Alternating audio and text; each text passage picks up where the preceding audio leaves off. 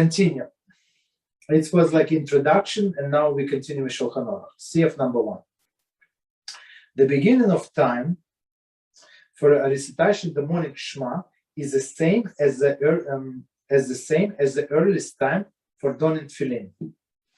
Okay, so I mean the formula is very, very simple. So the first time you're allowed to do tefillin, so that's when the first opportunity for the Shema arises. Okay. So let's see. So commentary. Right. There is when? Yeah. Okay. So I had this type of question. So back then, in the times of the Gemara, for example, where it says 6 feet to recognize someone, right? That's when you're allowed to say it, right? That's okay. So that's my next commentary. Yeah. Sorry. So basically, back then it makes sense. Why? Because you go somewhere, let's say Mexico right now, even over there, they don't have, let's say, companies like they do over here in America, so on and so forth. And there's a lot more, let's say, air pollution or something, and it's much brighter in New York than it is in Mexico. So I can notice someone across, pretty much across the street, I can notice their face right away over here. Not because we're talking about people that you somewhat acquainted. Not somebody, not your friend that you see every day. It's not that. So the people that you are like in a constant contact, so you know the way they walk and stuff like that. So for example, I know like from a distance, like when somebody moves, I already know that this person. I mean, because we all move differently. Okay, so let's see this commentary. It is when delighted enough that one can recognize a person with whom he's somewhat acquainted, by the light of day. Okay. This time is referred as Meshyakir. See Appendix B for the various opinions as to precise timing of Meshyakir. I mean, we have this application, but I use it my Zmanim, so they have this time for first Shema for 1,000 film. Most people do not arise earlier. The sages deemed this primary time for and when you arise. Okay, so it's primary time when you arise.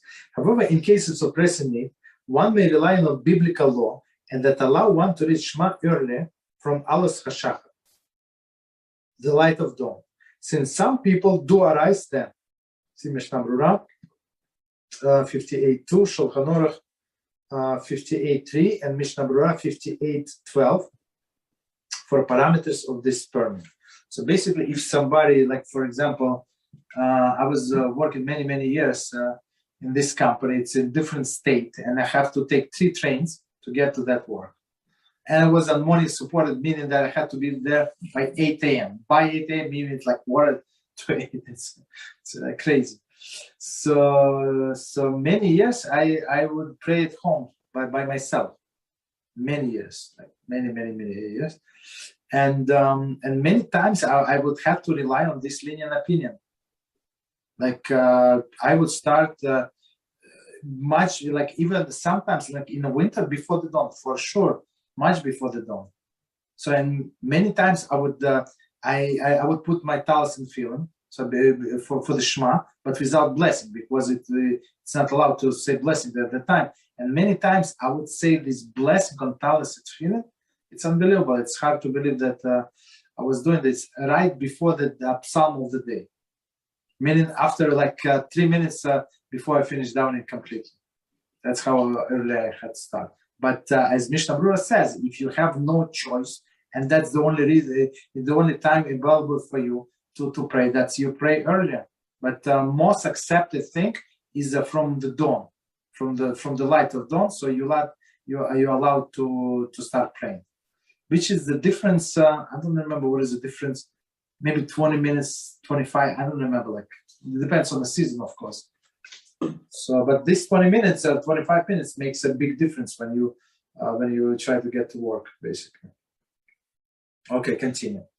Note the order of the various halachic time points in a transition from the night to morning, as they pertain to the halachas. Number 1, Alus Hashachar. So we're going to explain what is it. Note 8.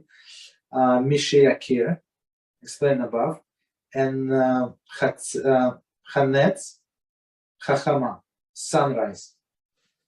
Right? So sunrise, we said it's the best to start saying Shmona Esrog is the sunrise. So when all these people who go Vasikin, it means like dedicated one, the first minyan available. So I went a few times. It's like these people, it's like an army, like a soldiers. So the guy who prays in front, so he has a schedule, and every day is different. So every 1 minute, 30 seconds, whatever, and he has precise atomic clock. It's unbelievable. So he has to coincide. So let's say sunrise today is 6:10. So he has to finish his all of this preparation, Psuki de Zimra, by 6:10. Right, 6:10 is 33 seconds. So in order to start Shema together at that time, it's unbelievable. These people, and of course, I mean, after so many years, they know precisely how long, how many seconds each paragraph takes. I mean, and people do not rush. These people do everything properly. I mean, if you get up at 4 a.m. or whatever in the summer, so I mean, you better be dedicated. Otherwise, it's a waste of time. So it's those are very special people, to say the least. Okay, continue. The time for a recitation continues until the fourth of the day passed. Fourth of the day, right? So basically, the day is 12 hours. Okay, maybe they're going to explain. I have a question. Yeah, go ahead. So, for example, the morning brachas, say before we go to shul, correct? Yes. Correct. Okay. Is it the same with the Shema, and that's why we say it in the Akedah? Yeah. After the Akedah? Yes. Just in case if something happened and it's going to be delayed, especially on holidays or holidays on Shabbos, like when they start much late. But in order to have it, so to say Shema is the earliest opportunity. What is the earliest opportunity? When I just got up, right?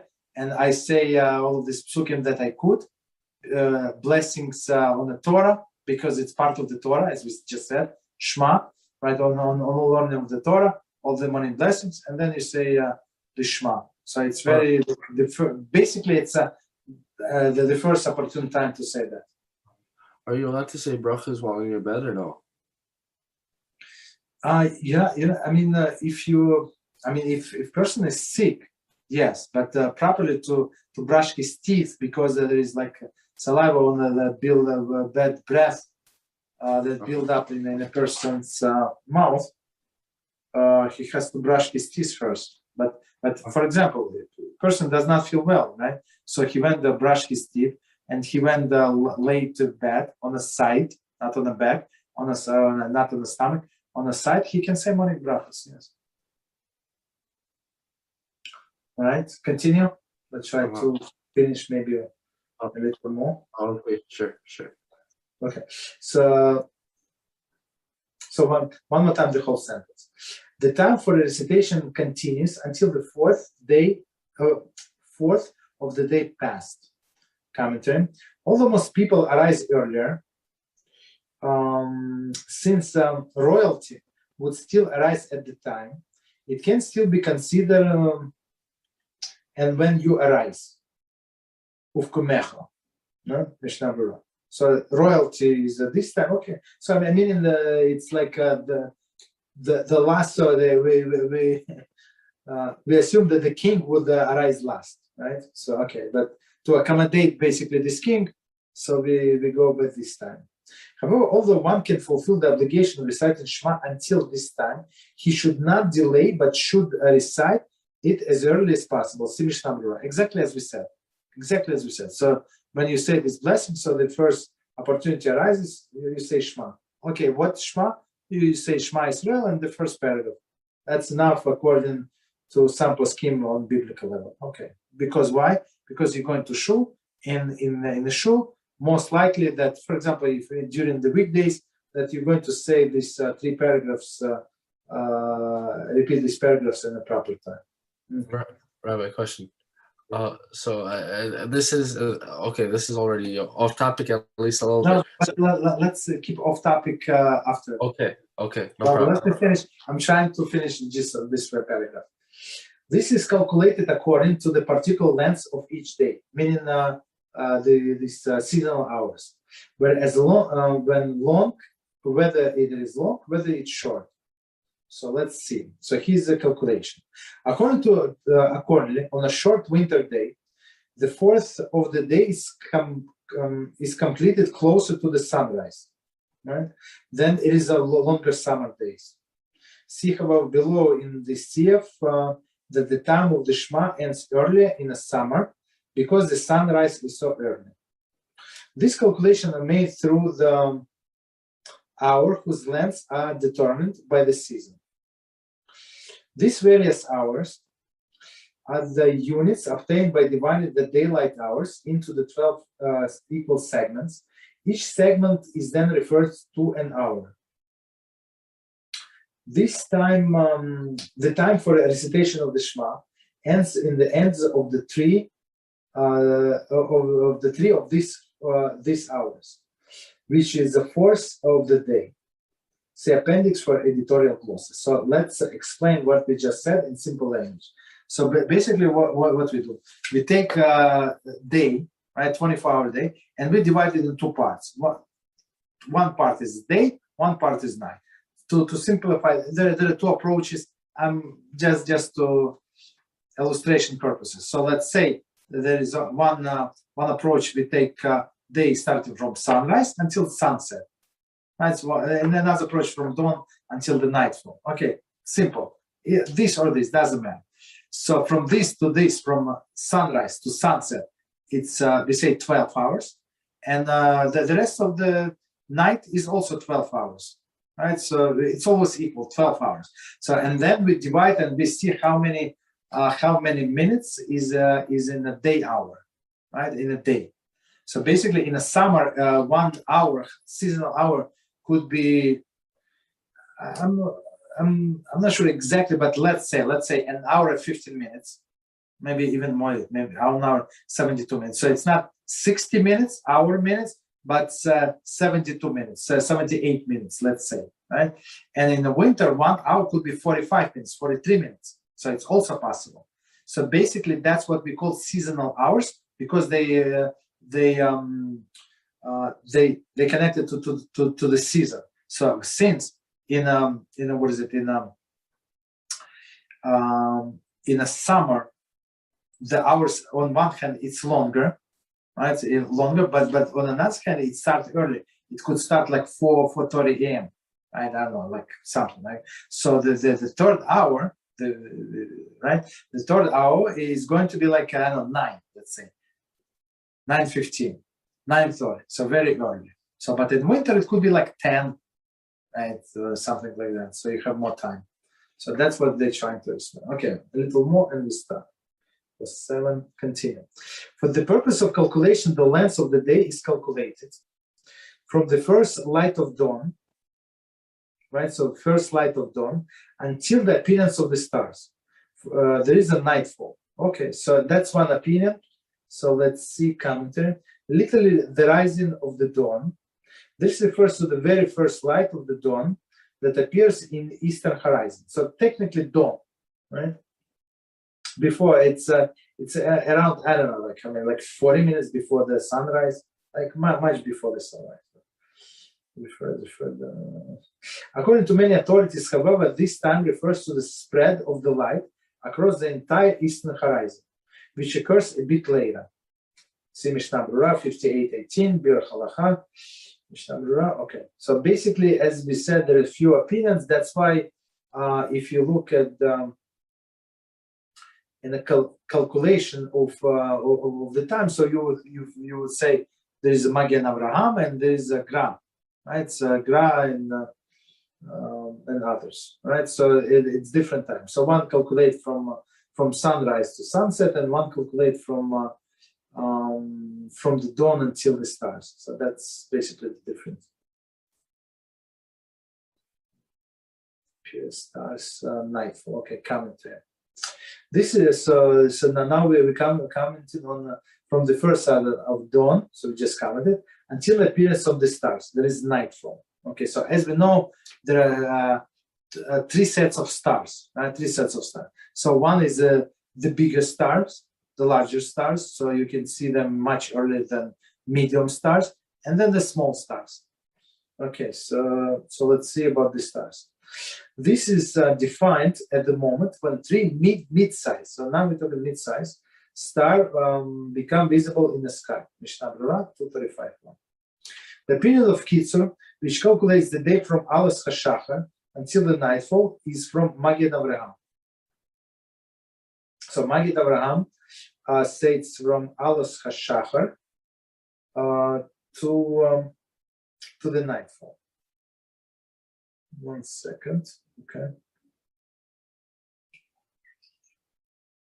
So 1 second. So one more time, the Alas HaShachar. Just 1 second. Alas HaShachar. We said it's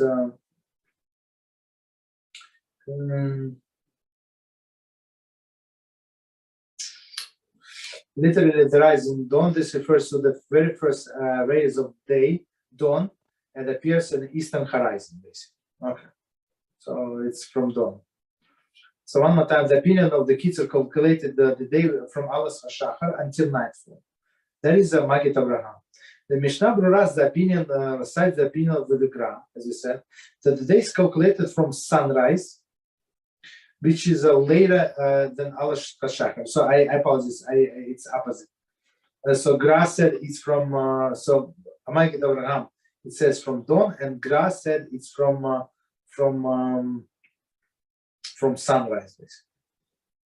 Sunrise, which is later than Alas HaShachar, as we said, like, I don't know, like 40 minutes, 30 minutes, depends on the season, until sunset. Okay, so Gra said from sunrise until sunset. Okay. So that's why Gra is always later on in a day, right? Because it starts later. One more time, the Mishnah Berurah cites opinion of the Gra that the day is calculated from the sunrise, which is later than Alas HaShachar, than the dawn, of course, until the sunset, which is earlier than nightfall. So basically, according to Gra, the day is shorter. Therefore, day in each hour of the day calculated according to Gra is shorter than those calculated by Magen Avraham. Okay, so I think we can stop here. Just to summarize, two opinions. One is from dawn, right? Dawn until the nightfall, and second, so it's the day is longer. And second, it's Magen Avraham. Gra said from sunrise until the sunset, so they much shorter. I would say like in our approximately, like I would say maybe an hour, like an hour and a half shorter, in like plus minus.